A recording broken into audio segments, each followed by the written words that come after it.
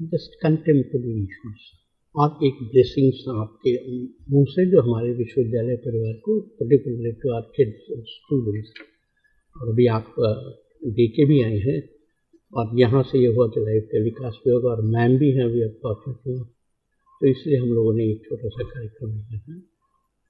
Sir आपका बहुत बहुत स्वागत है डॉक्टर राम मनोहर लोहिया अवध विश्वविद्यालय में। मर्यादा पुरुषोत्तम भगवान श्री राम की अयोध्या नगरी है, जन्म नगरी है प्रभु श्री राम की। मैम भी हैं, आपका भी बहुत बहुत स्वागत है मैम।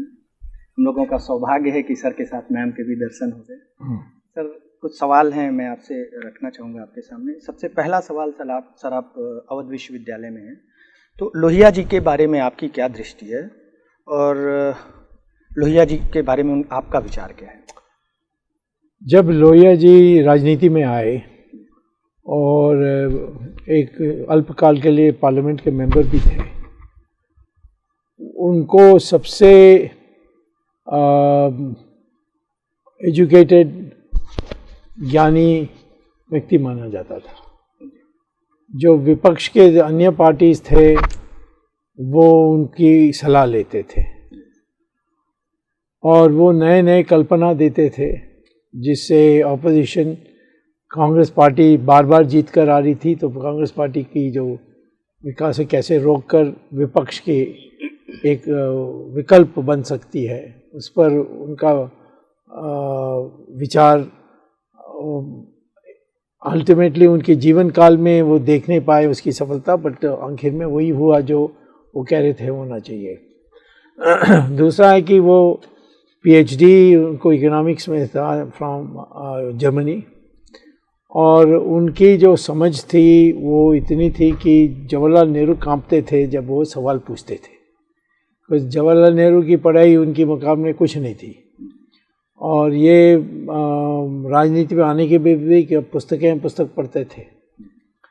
तो मैं समझता हूँ कि किसी विश्वविद्यालय के उसका नाम रखना बिल्कुल उचित है, क्योंकि वो बुद्धिजीवी थे, उसमें कोई संदेह नहीं था, और नए रास्ताओं पर जाने के लिए वो तैयार थे। कभी आपकी भी मुलाकात या? नहीं, मैं अमेरिका में था, वो आते तक उनकी बीमार हो गए थे, फिर देहांत भी हो गया था 67 में। जी। अगला सवाल है, गांधी जी के बारे में आपके क्या विचार हैं? गांधी जी की जो विशेष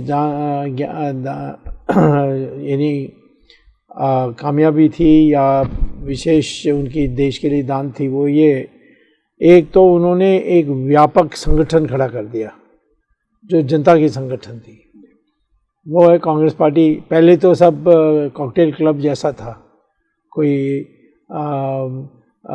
क्लब में जब जैसे लोग मिलते हैं और फिर डिस्कस होते थे, लेकिन गांधी जी ने गांव-गांव में खड़ा कर दिया।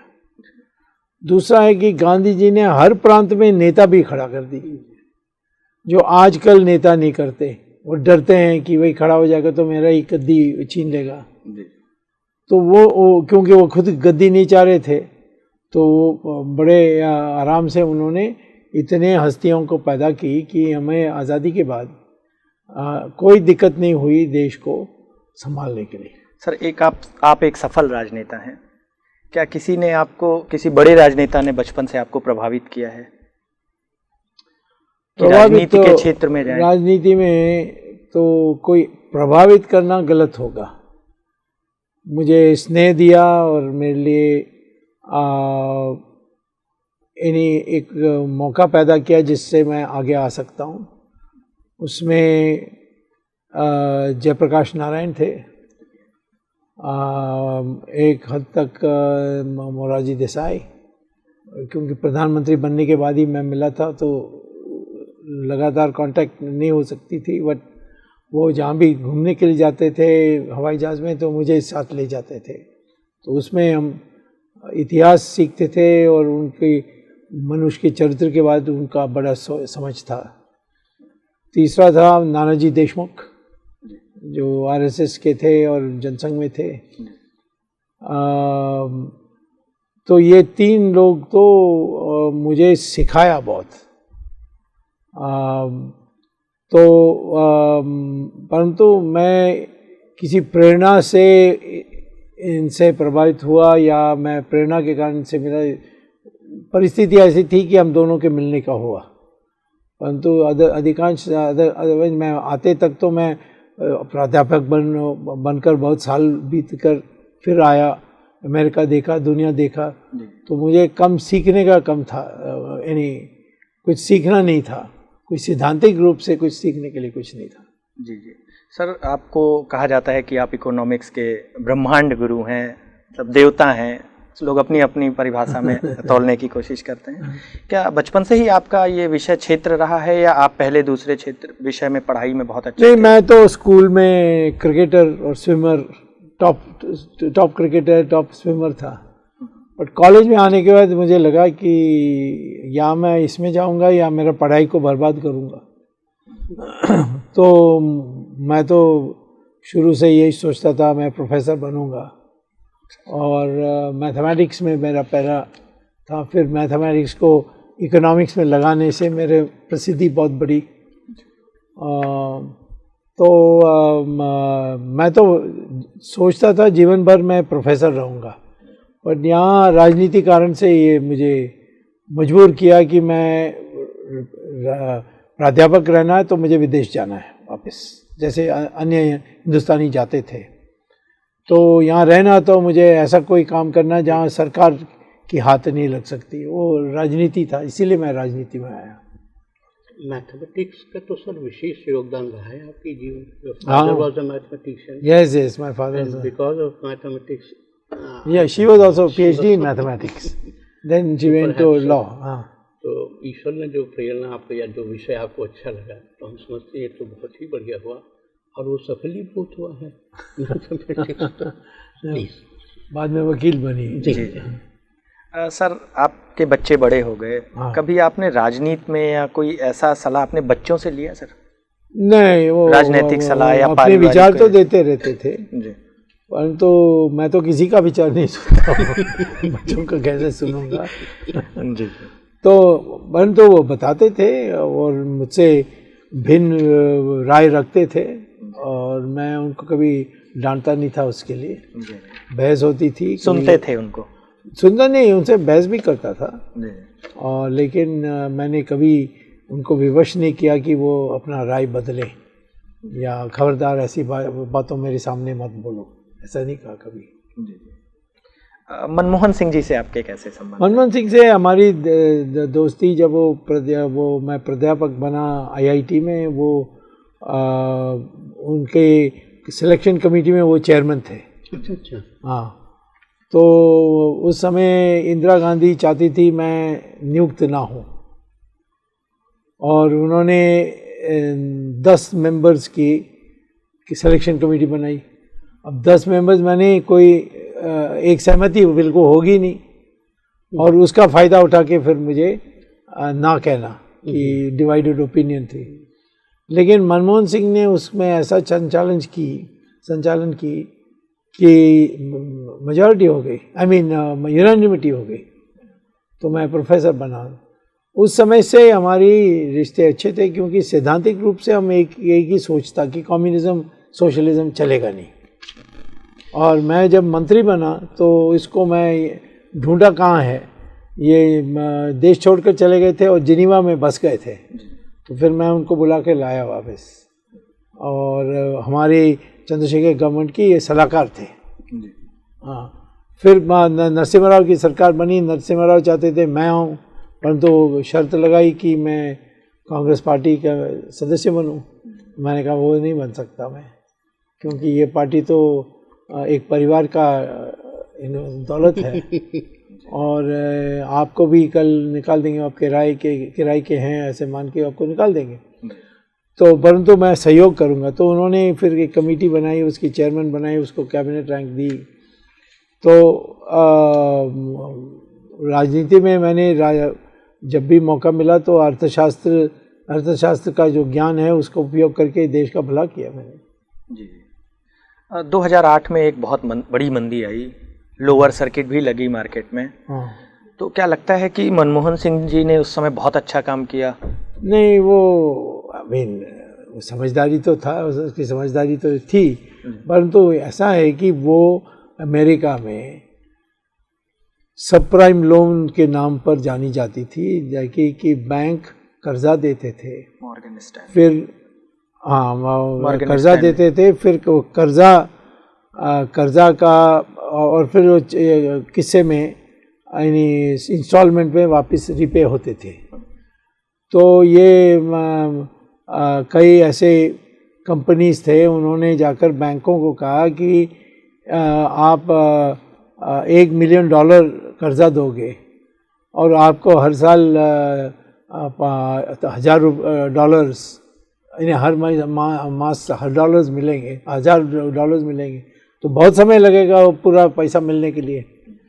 तो हम आज आपकी जो कर्जा दी है अमाउंट वो हम दे देते हैं, परंतु 5% डिस्काउंट के बाद, और जो किस्तें कलेक्ट करने हैं हम डायरेक्टली करेंगे। तो बैंक बहुत खुश हो गया कि $1 मिलियन दिया तो $950,000 वापस आ गई। तो फिर उसने उसी को दोबारा कर्जा में दिया, वैसे ही उसमें दोबारा उसमें 5% कट करके। तो क्या हुआ कि कर्जे देते देते जो वापस दे सकते हैं उनकी संख्या कम हो गई, ख़त्म हो गई, तो वो जोखिम लेने लगे। और फिर एक दिन मंदी आई तो वो इतनी भयंकर बन गई क्योंकि ये लोग दे नहीं सके, तो घर खरीदे थे और वो किस्तें नहीं दे सकते थे। तो ये जो कंपनीज थे लेमन ब्रदर्स, मॉर्गन स्टैनली, हाँ ये सब ये इनके पास इन्हीं 10,000 घर अपने हाथ में आ गए, कौन खरीदेगा? मार्केट में भी दाम घरों की गिर गई। तो वो हुआ था। हमारे देश में इसका कोई चांस नहीं था क्योंकि हमारी रिजर्व बैंक के गवर्नर में रेड्डी एक थे, उन्होंने ये व्यवस्था की कि कोई बैंक सिर्फ 10% से ज़्यादा उसका जो फंड है उसको रियल एस्टेट में नहीं दे सकते। तो रियल एस्टेट मार्केट का असर नहीं पड़ा। मनमोहन सिंह का एक ही था कि बाहर से जो पैसा आ रहा था वो बंद हो गया, उसके लिए उन्होंने व्यवस्था की थी।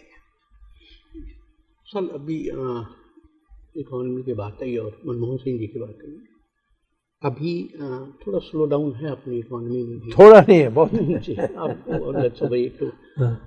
और मनमोहन सिंह जी ने एक बड़ा क्लियर और कैटेगोरिकल स्टेटमेंट अभी दिया है, एंड ही सेड कि demonetisation and faulty GST implementation are the major reasons behind the slowdown. मैं नहीं मानता हूँ।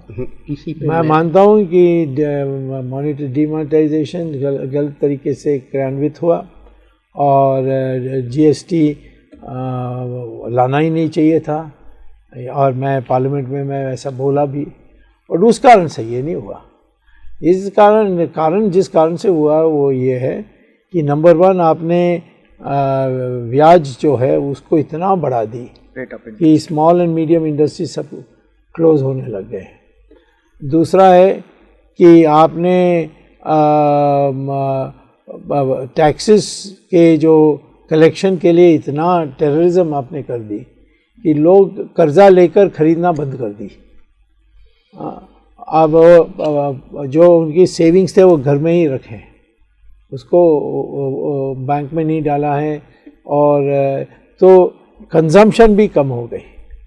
और विदेशों में हमारी जो एक्सपोर्ट्स हैं वो उसके लिए मार्केट मिलना मुश्किल हो गया क्योंकि जो ऑर्डर्स थे उसको ये हमारे एक्सपोर्टर्स पूरा नहीं कर सके क्योंकि उनको कर्जा नहीं मिल रही थी। बैंकों में ये सारे सेठ लोगों ने, देश छोड़ के भागने वाले लोग, सबने इसका इतना बैंकों का एक प्रकार से पूरा चूस लिया था। तो बैंक के पैसे non banking financial corporation NBFC, हाँ, उसका भी शुरू में उन्होंने कहीं से पैसा इकट्ठा करके देने लगे, जो खाई पैदा हुई उसको भरने लगे। अब वो भी जो बैंक से पैसा लिया वो वापस नहीं दे पा रहे हैं। तो ये तो बहुत व्यापक है, वो 2008 का जैसा नहीं है। और 2008 में भी मनमोहन सिंह का कोई कंट्रीब्यूशन नहीं था, उसको तो काम ही नहीं करने देते थे ना सोनिया गांधी। सर क्या आप भी मानते हैं कि 70 साल कांग्रेस ने कुछ नहीं किया? नहीं, कुछ नहीं किया कहना गलत होगा। बट जो कर सकते थे उससे 10% ही की। मान लीजिए जब आज़ादी के बाद हमारी सरकार बनी तो कृषि में पूंजी लगानी चाहिए थी, उल्टा उन्होंने कृषि पर टैक्स लगाने लगे। और रशिया में कृषि क्षेत्र में क्रांति होने के बाद वो सोवियत मॉडल लाए, तो कृषि से वो पैसा निकाल सकते थे। यहाँ तो अंग्रेजों ने तो बिल्कुल खून चूस लिया था, तो कोई पैसा ही नहीं था, पैसा डालने की बात थी, वो नहीं किया। सर राजीव गांधी जी से आपके कैसे संबंध? बहुत अच्छे रिश्ते थे, भाई जैसे थे दोनों। और मुझे दुख हुआ कि वो चले गए, क्योंकि विपक्ष में रहकर 1-2 साल जो थे उसमें वो बहुत बदल आया। जब पहले बने प्रधानमंत्री वो तो बिल्कुल कुछ ही नहीं पता। हाँ, उसको कुछ भी नहीं पता था। लोगों को बुद्धू बनाने में अरुण नेहरू और अरुण सिंह, ये सब लोगों ने उसको बुद्धू बनाया। क्या थोड़ा मैच्योरिटी जवाई तो। हाँ सर, ये बात सही है कि कांग्रेस ने देश को लूटा है, और पिछले कुछ समय में लोगों ने अपने अपने प्राइस बताए हैं कि इतना करोड़ लाख बाहर है, विश्व बैंक में पैसा है। तो क्या आप भी कोई इत्तेफाक रखते हैं कि इतना वॉल्यूम हमारा बाहर है, विश्व बैंक में है? $1 ट्रिलियन। $1 ट्रिलियन। सर, आपकी लड़ाई जो है वो कांग्रेसियों से है या कांग्रेस की विचारधारा से है या कतिपय कुछ व्यक्तियों से है? दुष्ट व्यक्ति जो कांग्रेस में है, जो देशद्रोही हैं, जिनका रिश्ता बाहर में ऐसे हैं जो गुप्त हैं, परंतु मुझे पता है। जैसे सोनिया गांधी है, चिदम्बरम है, शशि थरूर है, और इनको मैंने टारगेट बनाया है। और टारगेट कोई व्यक्तिगत कारण से नहीं, परंतु जिस कारण से मैंने किया वो असली कारण नहीं है। जैसे सुनंदा की हत्या, शशि थरूर, परंतु शशि थरूर का मैं जानता हूँ कि दाऊद से क्या रिश्ता है, और वो क्या क्या करता है, आईपीएल में क्या करना की कोशिश की, सब मैं जानता हूँ। और पत्नी को मारने के भी कारण यही थी, आईपीएल में जो खुलासा करने वाली थी वो सोनिया गांधी, तो केजीबी के एजेंट थी, और केजीबी का काम उसने किया। आज तक वो बताने की स्थिति में नहीं है कि 63 से 68 तक 5 साल वो लंदन में थी, तो कहाँ नौकरी कर रही थी? कोई बता सकता है मुझे? मैं क्या कर रहा था 1962 से 1970 तक? मैं बता सकता हूँ। हार्वर्ड यूनिवर्सिटी में प्रोफेसर था, पहले पीएचडी लिया, पर वो बता सकते हैं? नहीं बता सकते हैं। और तीसरा है कि ये उसकी जो देश से उसका कोई लगन नहीं है, और देश के मंदिरों की मूर्तियों को चोरी करके विदेशों में बेचा। म्यूज़ियम में जो पेंटिंग्स है उसको लेकर बेचा, तो वो तो यहाँ लूटने के लिए आई थी लगा। और राजीव गांधी भी खिन था उससे आखिर में। सर, आरएसएस की विचारधारा से आप कितना प्रभावित हैं? जहाँ तक ये हिंदुत्व है उसमें तो हम 100% साथ हैं। मैं परंतु उनके डिसिप्लिन में फिट नहीं होता हूँ, सिद्धांत में हूँ, परंतु उनकी बड़ापन यह है कि वो सिद्धांत के लिए हमें भी समर्थन करते हैं। किस व्यक्ति ने आपको प्रभावित किया वहाँ से? वहाँ शुरू में गुरु गोलवालकर ने प्रभावित किया, माधवराव मूले ने किया, दत्तोपंत ठेंगड़ी ने किया, मोरोपंत पिंगले ने किया, कई थे, नानाजी देशमुख, सबसे ज़्यादा तो नानाजी देशमुख। सर, मुस्लिम समुदाय के प्रति आपका क्या नज़रिया है भारत में? मुस्लिम समुदाय यदि ये मान लें कि उनका पूर्वज हिंदू है, मैं तो उनको बिल्कुल अपना परिवार समझूंगा, परंतु वो अपने को गजनी और गौरी के साथ जोड़ेंगे तो मैं कभी क्षमा नहीं कर सकता। सर, इंदिरा जी से आप नाखुश थे, मेन कारण क्या था? नहीं, वो मुझे नौकरी से हटा दी आईआईटी के। सर, मुझे टारगेट किया, मुझे बदनाम करने के लिए बहुत कोशिश की। व्यक्तिगत इमरजेंसी में व्यक्तिगत रूप से आप पे वो क्यों? व्यक्तिगत रूप मैं ही उसको, मेरे पिताजी जानते थे बट मैं नहीं जानता था उसको। बाद में राजीव गांधी के साथ दोस्ती होने के बाद फिर थोड़ा मिलना हुआ। उस तक तो 2-3 साल ही बाकी थे उसके, इंदिरा जी के समय में आपने कोई सवाल भी पूछा था और फिर हाँ उसके बहू के बारे सर, हाँ मैंने पार्लियामेंट में वो इतनी नाराज हुई उसमें जी, मैं कि वो इंदिरा गांधी की दफ्तर में सारा इंश्योरेंस पॉलिसी बना रही थी सोनिया गांधी। अब सोनिया गांधी उस समय विदेशी थी और ये LIC का जो था और oriental bank oriental insurance company का था, ये तो सरकारी संस्था थे। तो सरकार में उनकी इंश्योरेंस बेचकर कमीशन कमा रही थी। तो मैंने कहा ये तो अवैध है और यदि ये उसमें इस्तीफा नहीं देगी तो मैं पुलिस थाना में जाके केस डालूंगा। तो बहुत चिड़ी, तो आखिर में उसने रेजिग्नेशन उसको मुझे करवा दिया था। जी जी, उस समय आप शायद वहाँ से फिर अंडरग्राउंड होके आपने नहीं, वो तो इमरजेंसी में जी वहाँ हाँ इमरजेंसी में आपने सवाल भी पूछे। नहीं, इमरजेंसी में मैं आया था पार्लियामेंट में जी, और ये मेरे ऊपर वारंट सब थे जी, फिर भी अंदर आया और आप गायब भी हो गए। और फिर ये चले गए। ये भी बात आती है कि आप प्लम्बर बन के अपने घर में गए, सरदार बन के। मैंने इनको कहा था जी मैं रात को मैं आऊँगा 7 बजे जी।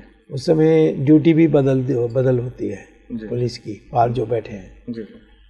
अंदर जाऊँगा सरदार बन के और दरवाज़ा खटखटाऊँगा और दरवाज़ा खोलेगी, मैं पूछूंगा आपका टीवी खराब है तो कहेगी हाँ, अंदर चले जाऊँगा। अब ये लोग सोचेंगे होंगे हाँ कुछ सरदार है टीवी ठीक करने के लिए आया। फिर ड्यूटी बदल हो गई और किसी ने क्या बताया नहीं। तो 5 दिन मैं अपने घर में रहा और एक बार पुलिस के आए रूटीन में चेक करने के लिए, ड्राइंग रूम में थे, मैं बगल रूम में था और मेरे नाम में सबसे ज़्यादा इनाम था जी। हाँ फिर आप नेपाल गए, फिर मैं निकला और पार्लियामेंट गया और इनके साथ गया और मैंने कहा कि मैं पार्लियामेंट से बाहर निकल के आऊँगा तो ये जो गाड़ी है इसको मैं चला के बिरला मंदिर की पार्किंग लॉट है वहाँ पार्क करके टैक्सी लेकर रेलवे स्टेशन जाऊँगा और यदि मैं आप वहाँ पहुँचेंगे गाड़ी को देखेंगे इसके माने मैं निकल गया हूँ और मैट के नीचे मैं चाबी छोड़ के जाऊँगा। तो फिर वो आए राइट और उन्होंने चाबी निकाल के गाड़ी घर को ले गए और उस तक मैं रेलवे स्टेशन पहुँचा। रेलवे स्टेशन पहुँच के वो एक गाड़ी पैसेंजर गाड़ी जा रही थी मथुरा और वहाँ तक गया। मथुरा में उतर के मैंने टेलीग्राम भेजा कि जो पुस्तक के ऑर्डर्स आपने दे दी है वो हमने भेज दिया तो उसके कोड लैंग्वेज में कि मैं मथुरा पहुँच गया हूँ। तो वहाँ से मैं बम्बई गया, बम्बई से मोटर गाड़ी से गोरखपुर के रास्ते से नेपाल गया, नेपाल से फिर इंग्लैंड। हाँ सर, नेताजी ने आपको कितना, सुभाष चंद्र बोस जी ने आपको? नेताजी की जो सिद्धांत थी उससे तो मैं अग्री नहीं करता था, बट उनकी बहादुरी थी जो है कि उसने यानी कुछ नहीं था, ना जर्मनी ने ना जापान ने कुछ उसको खास मदद की। सिंगापुर में जो हिंदुस्तानी अमीर थे उन्होंने उनको पैसा दिया, उसको लेकर जो कैद हुए थे जापान के, बर्मा ने उनको सपोर्ट किया। जापान को कब्जा कर लिया था ना, जापान ने बर्मा को कब्जा कर लिया था। तो जो भी कैदी हुए थे उनको उसने फिर सेना बनाई और सेना को लेकर हिंदुस्तान में आकर झंडा भी फहराया। जी सर, बहुत से मुकदमे आप लड़े हैं। हाँ, ज़्यादातर में आपको मिली, लगभग सब आप विजयी हुए। मानसरोवर की यात्रा जब आप संघर्ष कर रहे थे तो चाइना ने ये सवाल क्यों रखा था कि पहला यात्री के रूप में अगर सुब्रमण्यम स्वामी जी होंगे तभी मैं मानसरोवर की यात्रा आरंभ करूंगा? इसका कारण क्या था? आपका और चाइना का क्या रिलेशन था? तंग शाओपिंग, मैं जब गया उस समय 40 साल का उम्र था और तंग शाओपिंग 78 थे। तो उसने कहा कि तुमने मेरा इतना नींद हराम की इसमें कि तुम्हें भी कुछ सजा देनी है, तो इसलिए पहले जाना पड़ेगा। फिर तुम्हें मुझे याद आएगा कि मैं क्यों कह रहा था। इस कार्य के लिए तो पूरा हिंदू समुदाय आपका धन्यवाद रहेगा और आप इसके लिए बहुत बहुत बधाई के पात्र हैं। वासुदेव का मैसेज भी आया है जिसमें उसने उसमें कहा कि देश कभी नहीं भूलेगा जो आपने कैलाश मानसरोवर का किया, और कोई नहीं कर सकता था, क्योंकि उस समय तक हमारी इतनी बार भेंट हुई चाइनीज़ के साथ कि चाइना के लोग विश्वास करने लगे कि ये भले हमारे सिद्धांत का नहीं है परंतु ये कभी धोखा नहीं देगा। नहीं तो चाइना का उद्देश्य क्या था, वो ये दिखाना चाहता था? चाइना जी, वो मुझे खुश करने चाहते थे। मैंने उनके लिए बहुत बड़ा काम किया था वर्ल्ड बैंक में जी। हाँ, तो उसके लिए वो प्रशंसा करनी चाहते, वो चाह रहे थे कि क्या मैं अब तुम्हारे लिए करूं। तब मैंने कहा कि कैलाश मानसरोवर खोलो। आपने आगे 2 वादे और किए हैं। पहला, आप सोनिया गांधी और राहुल को जेल भिजवाएंगे। हाँ, मैं भेज दूंगा जी। और नेशनल हेराल्ड और 7-8 महीने लगेंगे। ये व्यक्तिगत लड़ाई है या विचार? नहीं, विचार चोरी किया। अभी सबको व्यक्तिगत बना देते हैं, वेंडेटा।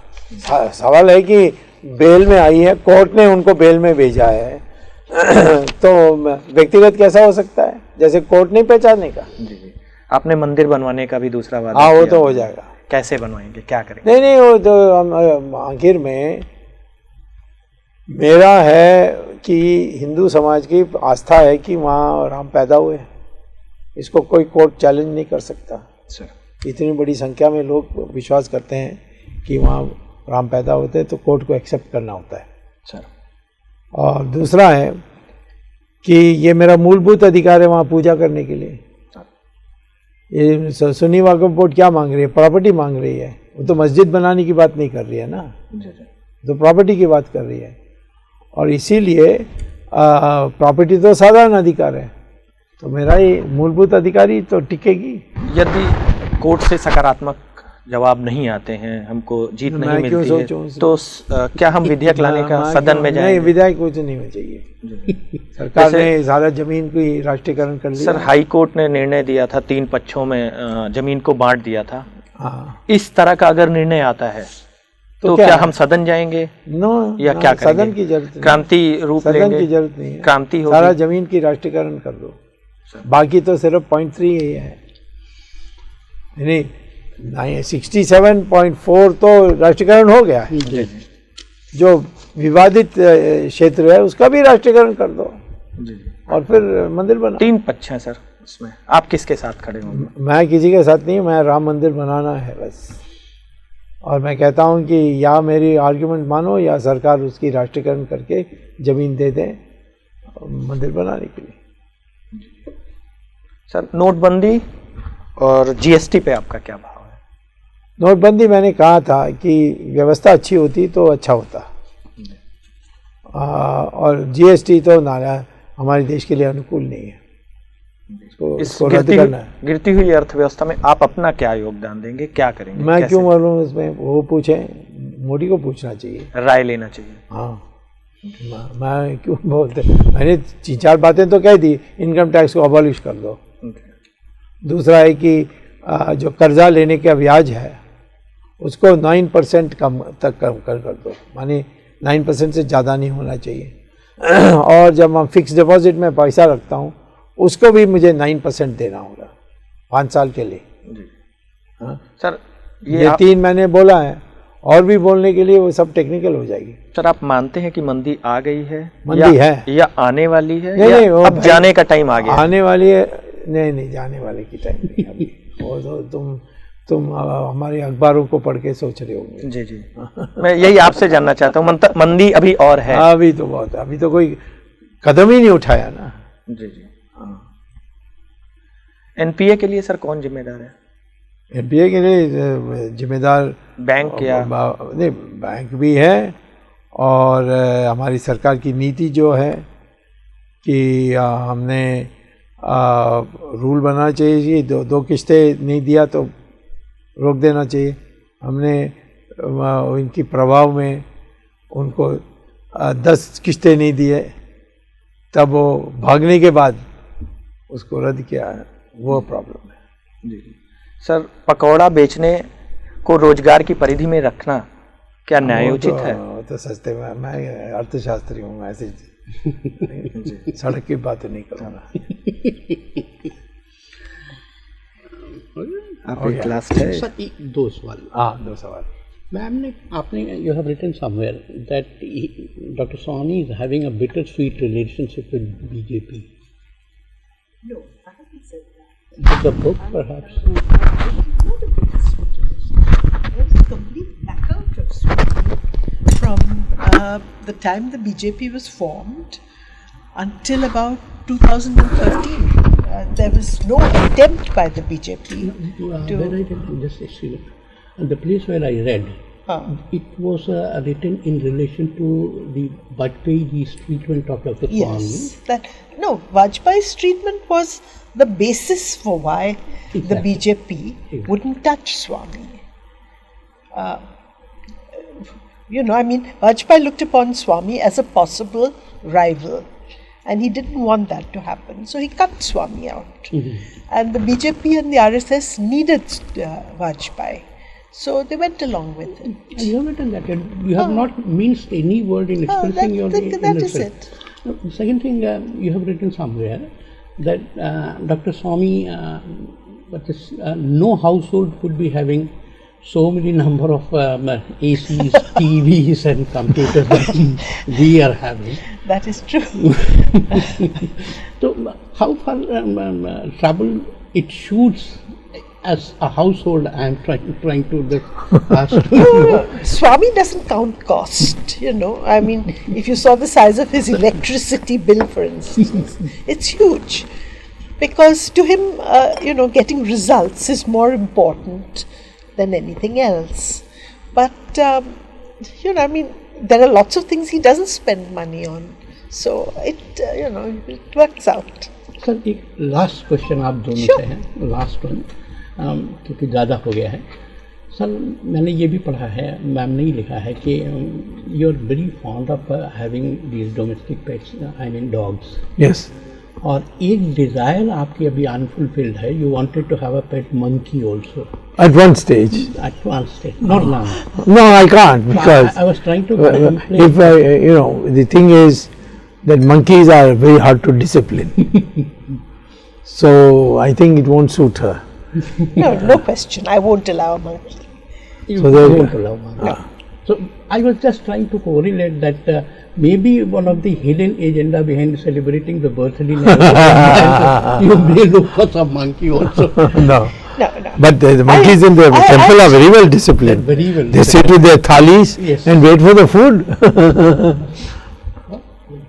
सर, आप आए, Thank you. आपने समय दिया, मैम के साथ दिया. We are really thankful to you and we express our thanks to the poor of